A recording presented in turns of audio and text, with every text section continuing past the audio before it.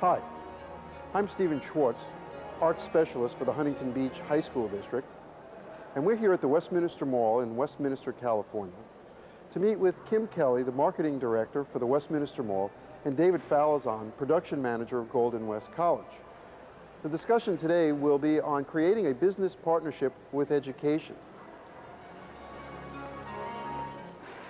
Well, this is Kim Kelly from Westminster Mall. Good morning, Kim. Good morning. I'd like to talk to you about how the partnership between Golden West College and Westminster Mall got started. Well, the partnership actually got started through the high schools, through Steve Schwartz. And we had a partnership going with the mural projects and some other things that we had done with the high school students. And Steve was working with Golden West College and is working with Golden West College and asked me if I would be interested in perhaps doing something with the theater department there. And the timing was perfect because I was looking for a way to bring more families and education into the shopping center. I wanted to create a fun atmosphere for children and families to unite here in the mall. The next step was getting, first of all, David Anthony, the Dean of Fine Arts at the school, to buy into it and make sure that his corporation would be able to fund it. And then, of course, I had to call my boss and our corporate and find out if we could fund it, and as well as going to the Merchants Association here at the Westminster Mall and make sure that they wanted to do it. So there were quite a few steps that we took. What was in it for the mall? How is the mall going to benefit from this program besides bringing families into the mall? Other benefits, I guess, is trying to capitalize, if you will, on the press that we could generate. We want to get as much positive. We are in a very competitive environment here in Orange County, and we want to be able to do unique things in the market, capitalize on the press and getting people to understand that we are here for more than just shopping, and also keep people here longer, because the longer people are at a shopping center, the more they'll learn about your center, and hopefully the more money they'll spend in your center. Great. Is there any other connection that the mall was interested in? I know that you've been involved in a lot of community support things. Oh, definitely community outreach was a big part of it. That's why we started with the high schools, and we're hoping to work with the elementary schools, high schools, and colleges in our community. What is the Merchants Association and how does it work? The Merchants Association is a body of merchants. When someone moves into the Westminster Mall, or any mall for that matter, they become part of the association through paying dues, and those dues that they pay help me in creating a budget and putting together a program for the entire association. What kind of uses have you used the budget for what kind of programs? The budget is split up into a certain percentage over areas such as advertising, promotions, administrative, donations, and community relations. So the Children's Theater program could be used in a sense as a promotion? And a community relation. And a community relation thing. And how did the merchants feel about, what was their feeling about this proposal? Well, one of the things I left out earlier is part of it was to generate traffic. We gave them a space in an area that traffic was slow. Some of the stores have closed in that wing, and the merchants loved it because it generated more traffic for the wing. Of course, we did it around times also when lunch and dinner was being served so they could eat in the food court. So it helped everyone. How was the space identified that you were going to use with the college? Well, one, we had to come up with a space that was large enough for the college to move into and that needed minimal amounts of work as far as structural things. And that was a space that we gave them, we felt had decent walls and carpeting and lighting and things of that nature, and also a space that wasn't going to be held up in a long-term lease. Oh, you mentioned leasing. Are you responsible for doing the leasing so that you knew what spaces were going to be available? I am not responsible for the leasing. However, leasing and I do communicate, so together we come up with the ideas and the spaces that can be used for long-term use. So then you contacted leasing and tried to find the space that we found was agreeable, we like it. Exactly. Was there anybody interested in that space, and once you identified there wasn't? We did it. Yeah. We took it over. Great. Well, after we've identified the space and we've agreed to the space, what was the next step? What was the next step in the process? Well, that's where David Falzon came in, and you'll be hearing from him later. He went through quite a bit of red, blue, green, and yellow tape and cut through all of that. And from that point on, we just moved forward and made sure that everybody was in agreement that we were doing the right thing from that point. Okay. The first time when you agreed to do this with the college, where did you agree to a budget, to sharing a budget with Right. with Dave Anthony? Where did the money come from in your budget? The money was found money that I just took a risk and went out on a limb and said, it's an important project, let's go over budget in this area and just do it. And luckily for all of us, it worked. So it was something that corporate came back to me and actually was thankful that I did it. But now that we have seen that it works, we have allocated money in the budget for it under community relations. Okay, and so now we're talking about future plans for this partnership. Right. And what do you see the future holding for this partnership? Well, right now, we don't have a space that we can give the school on a long term. So on the short term, we're going to take it back to the college and we're going to sponsor the college through funds that we're going to give them for the program, as well as have the college come over here and on certain nights when we do kids programs, have them do a portion of the play here on the shopping center. And hopefully the long term, we'll be able to give them a space that they can use for the theater on an ongoing basis. And that's rent-free? Rent-free. Rent-free. Yep. All utilities paid? That's right. Okay. The mall does a certain amount of advertising. How did you help advertise the productions in the mall? Mainly through press releases. We were very fortunate in getting the press to catch on to the story, and we did it through the college. They came in and took one of the empty store spaces and did a barricade promoting their theater department and the upcoming plays, as well as the one we were currently working on. And that's pretty much it. We did it through our direct mail program and our kids program. Our very important kids meet once a month. We send it out in their postcard. Okay, and that has a mailing list of how many? Currently, approximately 2,500 kids. Okay, and then I believe there was also some signage in the mall Yes. announcing the production, and Correct. tickets were on sale At the information booth. Great. If you could sum this whole program up, how would you discuss that? I would say that it would be a win-win for everyone because the mall won, the schools won, and I believe the community won because we brought theater into a place that many people maybe wouldn't come see theater at a school in a theatrical environment, but it was easy for them to get over to the mall and they felt comfortable with it. I'd like to spend a few minutes talking about the other partnership that we created with the high school district. That started quite a few years ago. Yeah, 1986. And I think the first project that we did was for the visual arts students, and it was a mural program. You want to talk about how that came about? That came about because we had 120 feet of vacant wall space that we needed to hide, and it was for a food court renovation that we were doing here at the center. And we decided that it would be a great thing if the kids could kind of show the environment in Orange County, Huntington Beach area, and Westminster, and they created a really fun, lively barricade program with baked potatoes laying on the beach and surfing French fries and that whole Southern California feeling.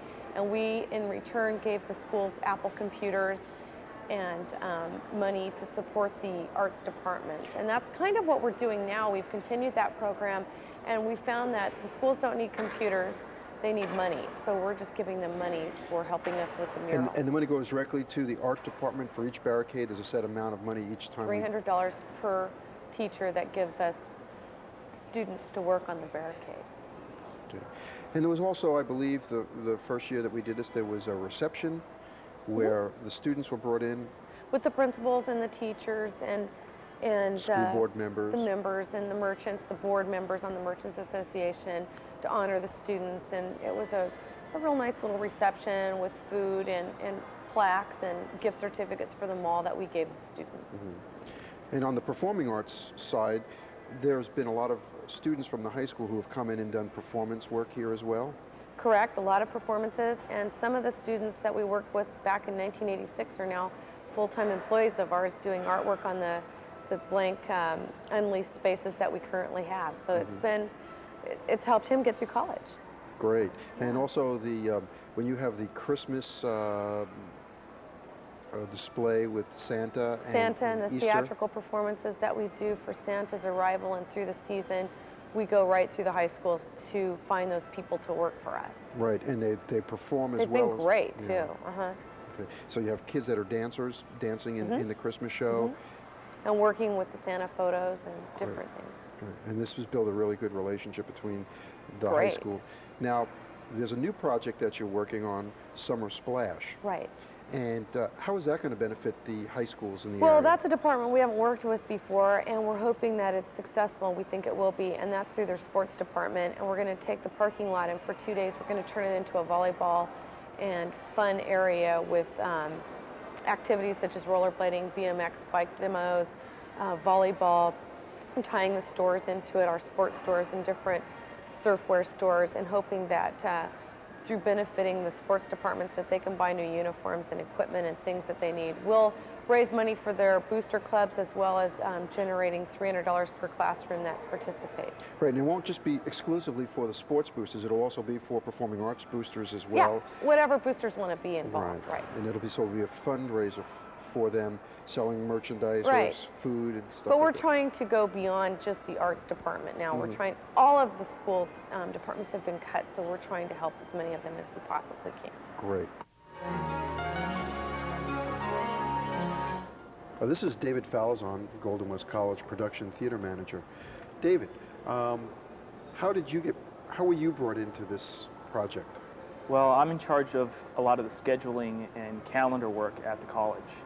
And so after the mall had met with Dave Anthony and discussed the initial concepts, I was brought in to see whether the scheduling and manpower available at the college would work in putting on an additional performance at the mall. Okay. When you first came to the mall and you were shown the space, what was your initial reaction? That it wouldn't be that much work. We really thought that being that we can set up stages and modify stages in any way, shape, or form at the college, that we would be able to do the same with an empty storefront. That there would be lots of, there's power there as far as electricity, there was no walls or interference with anything there. It gave us a very controlled environment to work in. The room had offered itself a lot of flexibility to different types of staging. What staging did you decide on using? We went with a kind of a modified proscenium look, trying to keep it with a very simple stage. Portable risers were used there, and we had a lot of 4x8 flats to make all the walls and partition off the store in any way we wanted to. And used a platform stage with the audience sitting on three sides? Yeah, we used a modified thrust, actually, audience three sides around, and we created a backstage area and walkway for all the actors. Now, were you able to just walk right in and do this? We thought so. It started off that way with, did some rough sketches, we talked with them all, they seemed all okay with everything. And after the first press release, the city called us and said, "What are you doing in this space?" And then what happened? I spent a lot of hours talking with city officials. First that happened was they said, "You need an occupancy permit," which we figured the mall owned the space. There shouldn't be any problem with us doing anything in there. But they said no, because it was an area of public assembly and that we were having an audience, you needed to have certain codes met. And the way Golden West College is set up, the theater structure is already made. The walls are there, everything that's permanent is there. Whereas the mall space, there was nothing permanent there. Everything we brought in needed to be approved. All the risers needed to be approved, the walls we set up needed to be approved, where we had ushers standing needed to be approved, curtains, drapes, everything. Okay, so what was the first step that you took once you found out that there was this myriad of problems facing you? The first step was to meet with the city official. Well, actually, the second step was to meet with the city officials. First, I sat down with our tech staff, and we made some ground plans, laid out some ideas of what we wanted to do in the space, and then I went and sat down with city officials and talked with them on what it was we wanted to do. And in laying out my ground plans, they came up with a whole bundle of codes that we had to follow, which created all sorts of difficulties. And after talking with them for about a half hour, I said, well, what if we just scrap our plans? Let's just take the space as an empty space and start with that. What do we have to have? And they said, well, you don't really have to have anything then. As long as you don't put up a stage, as long as you don't put up any walls, there's already the exit lights existing in the space, and the way the store was set up had 2 exits for audience. And as long as we kept the audience to a minimum size of under 300 people, we could use the space as long as we didn't put up any risers or put up any walls or put up any lighting and all that. And then we started to add things back in to the plans, and then they told me where our limitations were. Now, did you have to stand online in the planning office, or what? Because of the limited time, when the city found out about this, there was only 2.5 weeks prior to when we were planning on putting on the performances. And so they pulled me into a little side office and sat down, and we also had, I had a planning inspector and a city fire marshal there, and all 3 of us kind of negotiated around on this and talked about it. Now, would this be the normal procedure, or did you get some assistance to cut some red tape? No, this isn't normal. Once again, the time limit caused us to have a very informal meeting to start with. After that, the plan checkers worked with us a lot easier due to pressures from other people within the city planning department. They knew Was the the mall mall. of some assistance in putting that pressure on? I believe so. Being that the mall is such a large vendor for the city, there's a lot of revenue that the city gets from the mall putting on its performances, or at least being here. The stores also provide a lot of revenue. So Nancy Feichner, who is the manager of the mall, called some contacts in City Hall to help expedite things? That's the way it sounded. I got that from Nancy, that she had called and talked to them. The city officials said that they had extra pressures on them. They weren't willing to say how or why or what, but they were looking at any way and helping us to put on the performance. They spent a long time discussing various codes between themselves, trying to find exceptions to the rules so that we wouldn't have to fight with it. Because I'd worked in construction before, and I was familiar with building processes, and this wasn't normal. Normally, you submit a set of plans, and they say, this doesn't work, go figure it out. But in this way, they were figuring out a lot of the problems for us and trying to help us. After the first meeting, they said the real need here is to get a set of official plans. So we brought on an architect that was already under contract with the school district to come in and do some drawings. So we went to the space, we took some photographs, and then sat down with city officials and said, how much do we have to do? We showed them types of construction of the theater flats and theater stage, the rigging that we wanted to do. The rigging in the ceiling? Rigging in the ceiling for lighting and scenery. All the existing structure to the space, what kind of beams were up in the ceiling, showing that there were fire sprinklers in the space already. We took all that and sat down with the city officials, and the architect and them started to negotiate how much he had to put onto drawings and how much he had to explain and what type of detail. I seem to remember a discussion about even the types of bolts that needed to be used to suspend the lighting pipes. The lighting pipes and grid, all of it needed to have a certain standard as far as what was the load that they would carry, whether it was earthquake safe, how much of this was over the audience versus on aisleways or backstage areas. There was a big question on how much the roof could support in adding all this additional weight that wasn't originally planned in the original design of the structure. And that was another problem we had is, I don't remember when the mall was built, but a lot of the engineering that was done with the mall wasn't available to us. So we had to take our best guess, and the architect provided a lot of assistance with that. Now what about, you mentioned the fire department. How does the fire department come into play in this? The fire department is interested in the safety of the audience, making sure that anyone that enters the space can get out in case of an emergency. There were problems of if we put up a wall, would that block somebody from exiting the building? If they ended up behind the wall, what would happen to them? And they weren't really concerned with the actors or the participants in the store. It was the general public. Would they know how to get out of the space? Now what about the requirements for fire alarms and that sort of stuff? Okay. Well, the mall does have some emergency lighting, but they don't have any sort of fire system that is up to the current codes. They do have sprinklers to protect against fire, but now the standard is a voice enunciator system that actually tells people to be calm and have them exit the building through the appropriate exits in case of an emergency. And so the fire department was saying you needed to purchase one of these and install it in this temporary Correct. theater space. Do you remember approximately what the cost of one of those things was? Over the phone from a fire sprinkler specialist, he said the cost would probably be in the neighborhood of $10,000, which was far beyond any budget we had ever put together. So how did you solve this problem? Well, once again, the fire department gave us some options. They said you could put in the fire sprinkler system, you could not do the show, or they could have what they call a standby fireman. And basically what we did is we paid a fireman overtime to be there during all of our productions. He showed up about a half hour before we started the show, walked the space, made sure everything, the fire exits were okay, fire extinguishers were okay, and he was there with his radio in case there was a problem. And you also had a first aid kit in case there was an emergency? Yeah, there was a stuff first like aid that? kit, emergency disaster kit type thing that the fire department did provide with the firemen. What kind of response did you get from these fire marshals during the performances? Do you remember? They happened to enjoy the shows. I know one of the gentlemen brought his twin kids to see the show the following week. So they enjoyed it. And so they gave you a lot of encouragement to continue this program? Yes, they did. They said there's very little of this going on in the city, and they enjoy getting out and doing this kind of work versus running around helping people with burned buildings. But now that you've gone through the process under a stressful situation of such a short timeline, and the timeline we did it in was in 2.5 weeks, that normal timeline should have been? Probably closer to a year.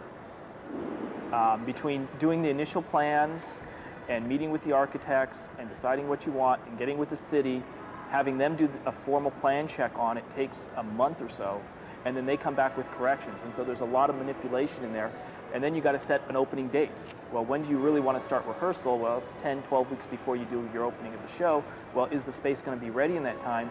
Well, you need final approval from the city and from the malls and from all the organizations involved prior to setting that opening date. Because if you don't have them, a small hitch can cost you 2 or 3 months. So in retrospect, the best way for another college to work a partnership out with a mall, what would you recommend the procedure be there, and how much you're saying they should give about a year? In the planning, I mean, that starts with concepts of what you want to do in the space, how many performances, all that kind of stuff needs to be worked out, and then you can sit down with an architect and say, well, how much of the space do we have to make solid and into a theater? Because that's exactly what you're making is a theater, and that's the way the code book reads for performance spaces. And then what is going to be flexible in the space so that you can adjust for various performances. You need to decide on those up front and what kind of constraints you're going to put on your technical staff and even on your directors and what type of shows you're going to produce. Once you have that, you can sit down with an architect, do some rough drawings, then sit down with the city and try and work through the problem of what codes you have to fight with. Great. Okay, is there anything else that you'd like to share with us? One last thing was the fact of our performances being temporary. The city had a large problem with deciding what temporary was defined as. We were doing 3 shows, 1 day a week on a Saturday over 3 weeks. Well, the 1 day was a temporary show, but now that we were spreading it over 3 weeks, it became more permanent. Well, now if you do 2 productions where you do one in January and another one in May, does that make it permanent, or is it still just a temporary show? And that was a big to-do. As we started to get more toward a year, they said a year is permanent. Well, how many weeks is permanent also? They had a lot of difficulty deciding on that. Great. Well, I really appreciate you being here today to explain some of the technical procedures for us. You're welcome.